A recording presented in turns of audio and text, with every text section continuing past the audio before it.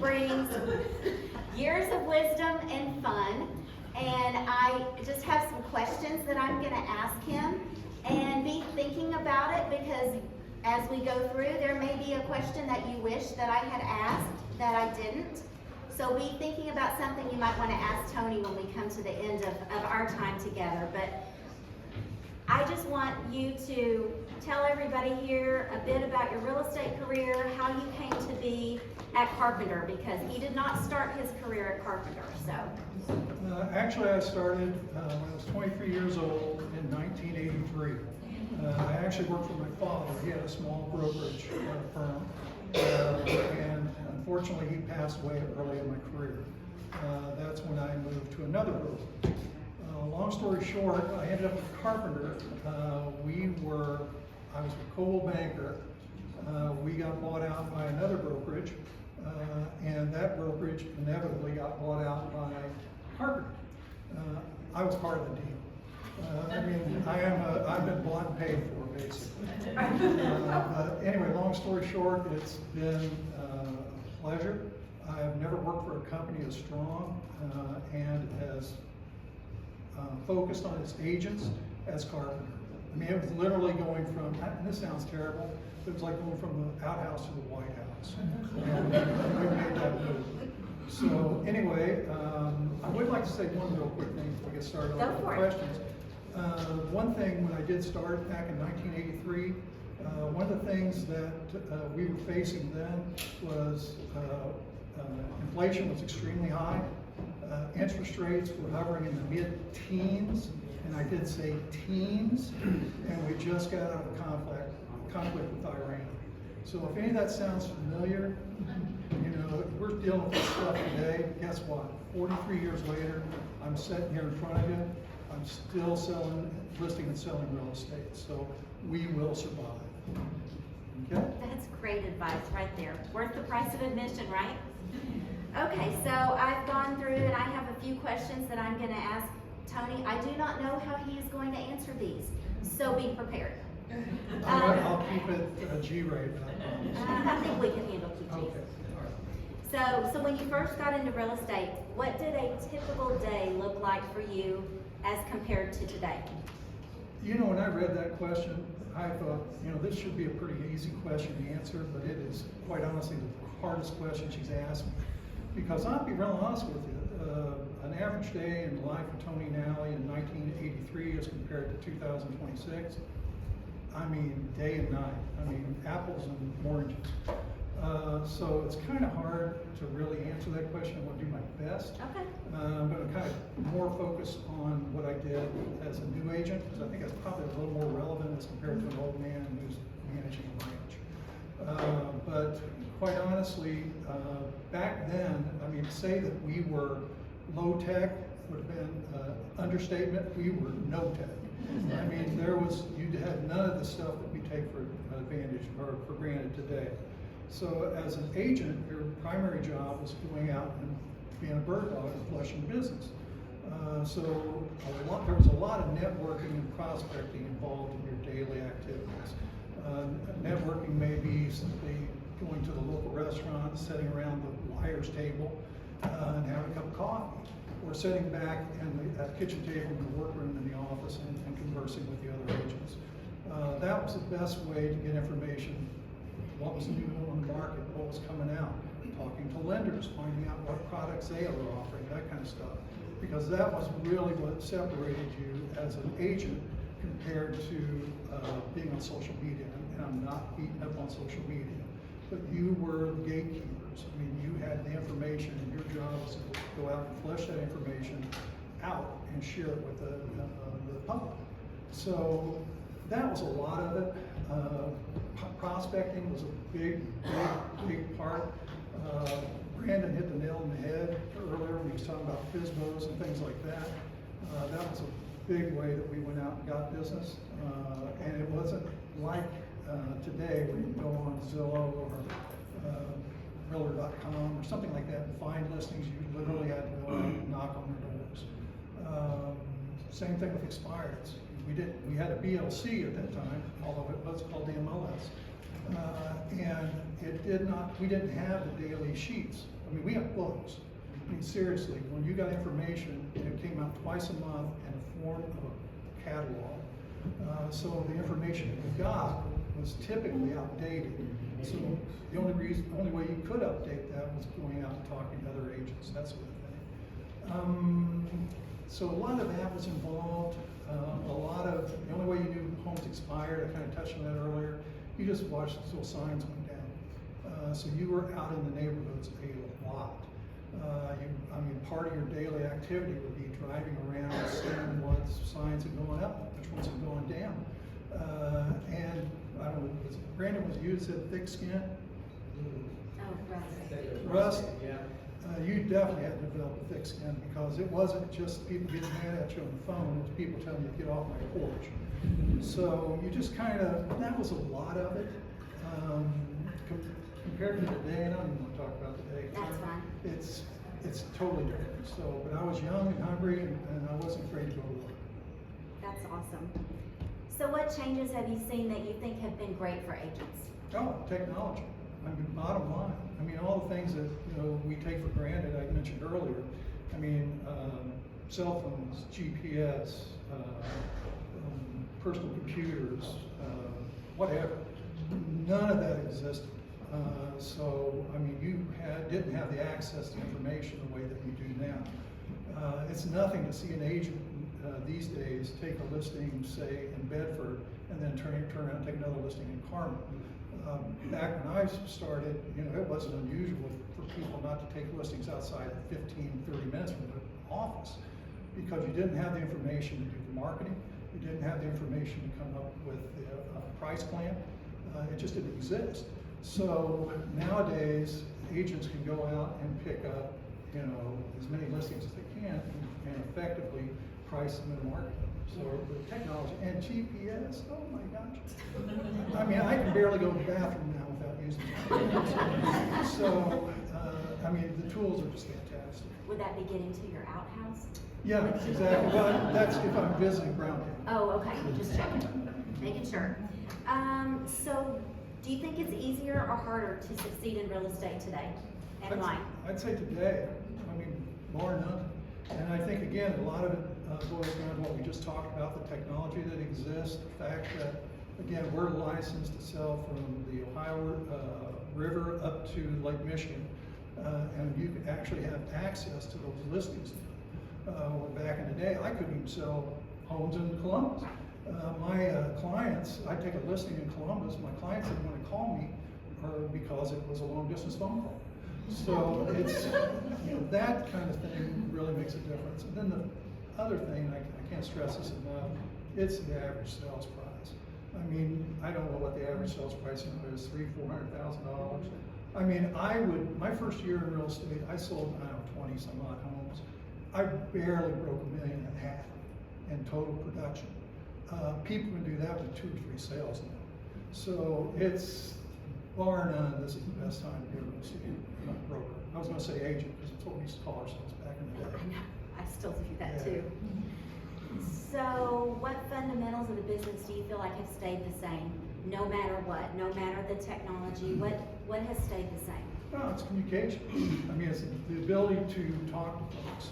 And I'm not going to beat up on the younger people. Everybody wants to text, that kind of stuff. Back in the day, the only tool that you had that really mattered was the phone. You picked up the phone and you talked to people. That was it. That's how you generated business. That's how you generated leads, and that's how you built on. I think Brandon was saying something about communication skills, scripts, things like that. That's the only way you build confidence. It's actually talking to people, getting out in front of them. So what skills do you think every successful agent must master, regardless of the market or area? Well, Other than, you said communication. Communication, confidence. You got to have. I think you have to have a strong understanding of what the business really is and how it works. Anytime you walk into a real estate conversation, you're going to be the expert, and you need to sound like it. So I would really stress that you learn as much about the industry as you possibly can, whether it be local statistics, how long homes have been in the market, what the interest rates are, things of that nature. Because when you're talking to folks, if you can share that with them without stuttering, it goes a long way to making them have confidence in you. Great.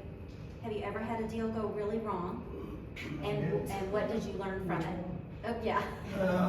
No, I mean, yeah. I mean, you know, if you're in this business and you're being active and doing a lot of transactions, you're going to have some go sideways. It's just part of the business.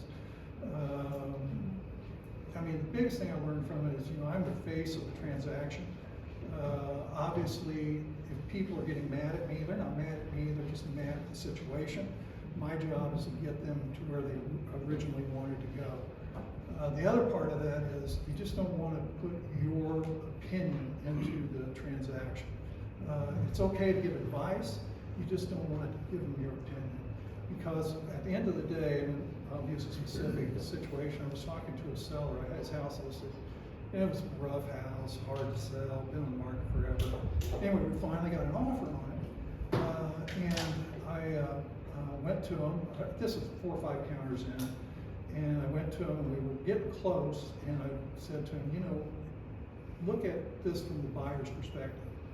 This has been on the market for a long time, it needs some work, it's the only offer we've gotten. Maybe, in my opinion, you should probably consider this offer.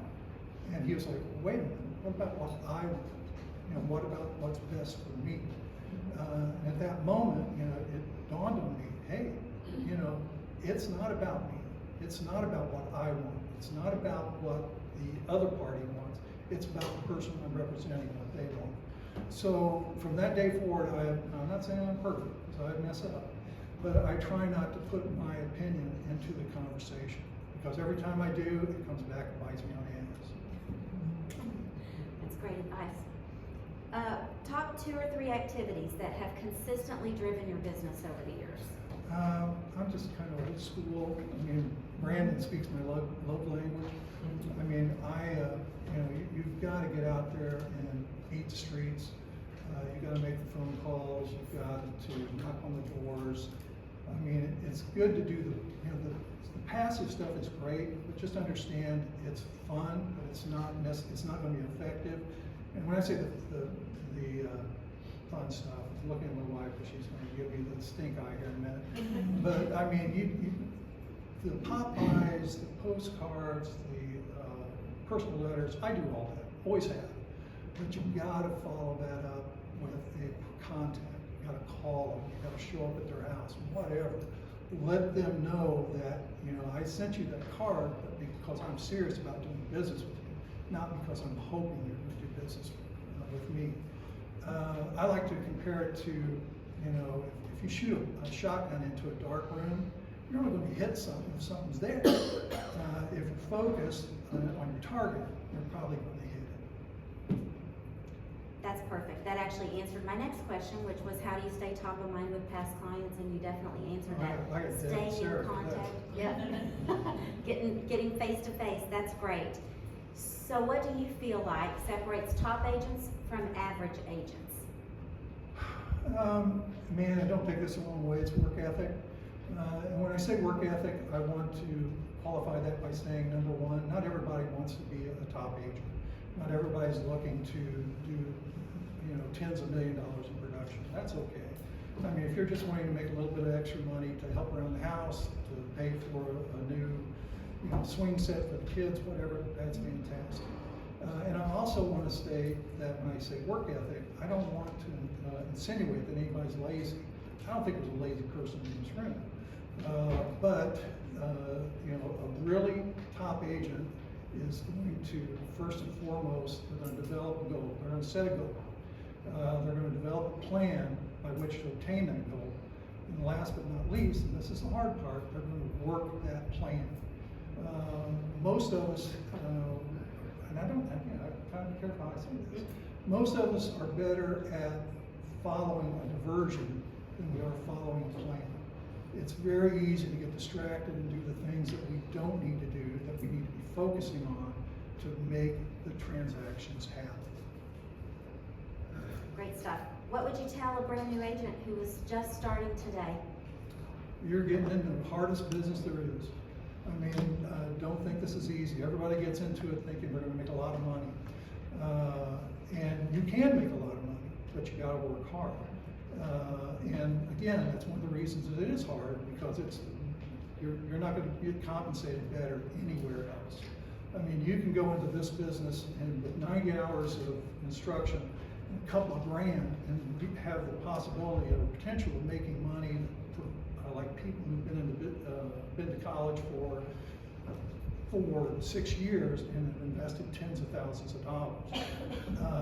This is a great business, folks. And I'm telling you, we sit around here, everyone's just left. There's people that made a lot of money. And now there's some folks that say it's not about the money. Okay. But at the same token, if you're looking at getting into this business to make money, the sky's the limit.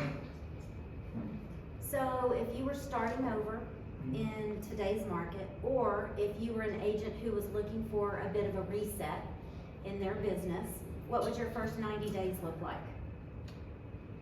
I mean, I think we got some really good ideas here on the stage today. I liked what you guys were talking about as far as the financing. When I first started out, I went after buyers. It's a tough way to make a living, but they're easier to come by. The thing I would focus on is some of the things that the finance companies are offering. If you're not using your lender partners, please do, because they're going to give you information that you probably don't have. And it's really easy to go out and talk to a buyer, hey, would you like to buy a house? It's a lot better if you say, hey, here's how you can buy a house. And if I can promote tools and things that they can utilize, such as the buy down and some of the other things you guys were talking about tonight, and I can promote that to a potential buyer saying, hey, look, here's a way I can help you purchase a house. You're much better off doing that. And you're going to show a little more value on who you are as an agent. The other thing, Morgan was talking about Arch Agent. Why aren't you using that? I mean, seriously, I mean, you have an opportunity to reach out to people who are thinking about selling their homes. And it's, all it is a phone call. So, I mean, I'd be on like white on rice. Nice. And you'd be coming into the office to do these activities? Oh, sure, yeah. Well, okay. I mean, we're going to go there.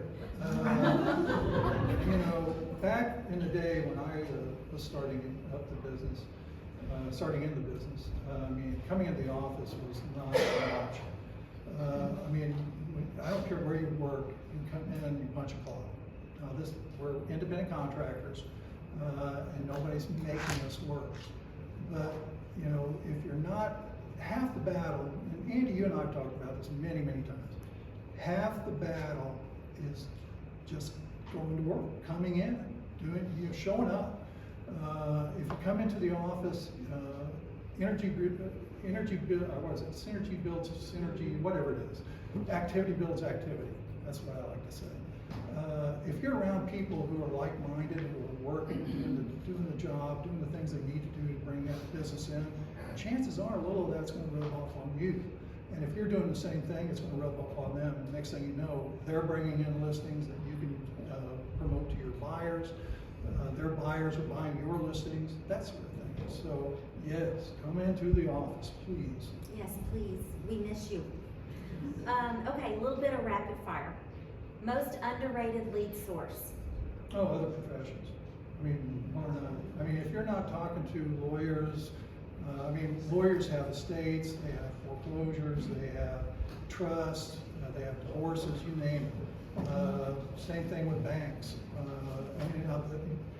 You can go to any bank branch and they're going to have some trusts, they're working with some estates, some foreclosures. That's where I cut my teeth, was foreclosures.